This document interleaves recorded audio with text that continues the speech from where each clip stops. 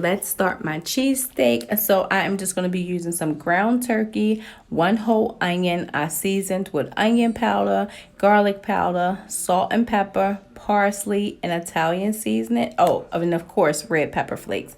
And I'm just going to be using the low carb tortillas.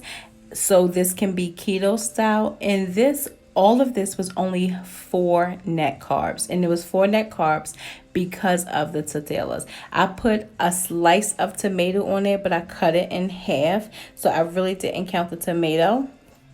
So I cut it in half and I put mayo and lettuce on top of that. And this was so filling and so good. Oh my gosh, it lasts me all day long. Like, I did not feel the need to eat anything else after this because this was very filling. So anyway, I'll let you get back into the video.